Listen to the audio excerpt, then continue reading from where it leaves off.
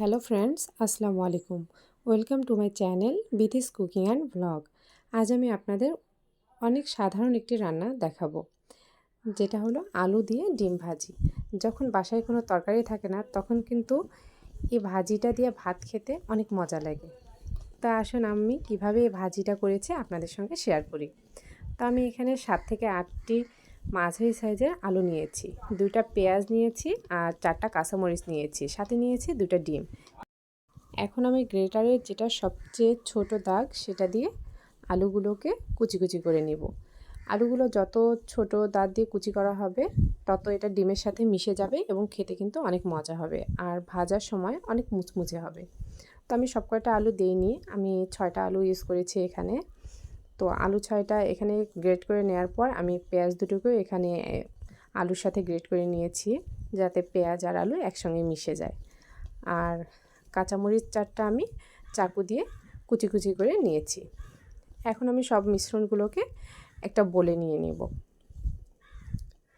তো সব মিশ্রণগুলো একটা বলে নেওয়ার পর আমি এখানে পরিমাণ মতো লবণ দিয়েছি।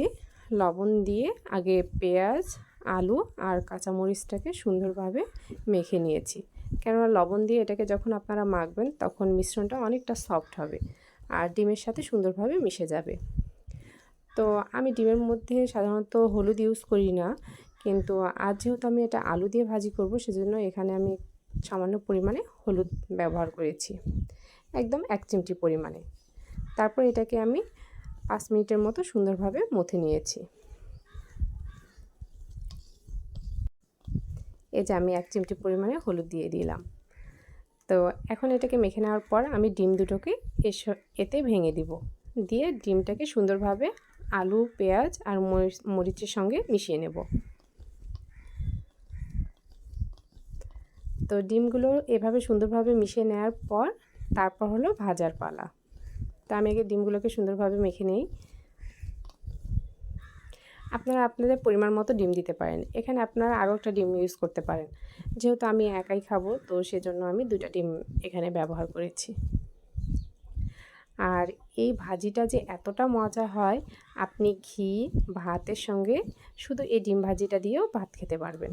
তো চুলায় আমি একটা প্যান বসিয়ে দিলাম আর এখানে সরিষার তেল দিয়ে দিলাম। যেহেতু আলু এখানে মেশানো আছে, তো আমি একটু তেলের পরিমাণটা বেশি দিয়েছি, যাতে আমি এটাকে মুচমুচে করে ভাজতে পারি। তো তারপর আমি ডিমের মিশ্রণটাকে প্যানের মধ্যে দিয়ে দিলাম এবং চতুর্দিকে সুন্দরভাবে ছড়িয়ে দিলাম।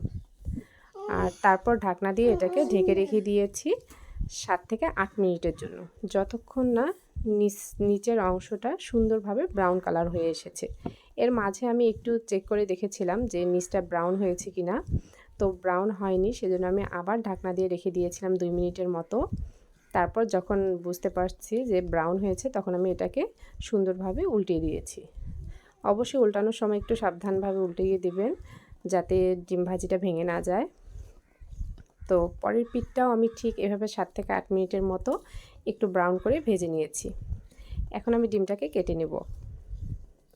তো আমি ডিমটাকে 4 ভাগ করে নিয়েছি আর এটাকে আমি আরও কিছুক্ষণ মুচমুচে করে ভেজে নিয়েছি। আর এই ডিম ভাজিটা যে এতটা মজা হয় আমার কাছে, আমার খুব ভালো লাগে ভাত দিয়ে খেতে। তো দেখেন কালারটা কত সুন্দর এসেছে। এখন আমি পরিবেশন করেছি। প্লেটটা কিন্তু আমি আমার জন্য সাজিয়েছিলাম। তো এখানে ডিম ভাজি, লেবু, কাঁঠালের বিচির ভর্তা আর 2 চা চামচ পরিমাণে ঘি। যারা আমার চ্যানেলে নতুন, তারা আমার চ্যানেলটি সাবস্ক্রাইব করে আমাকে সহযোগিতা করবেন। আল্লাহ হাফেজ।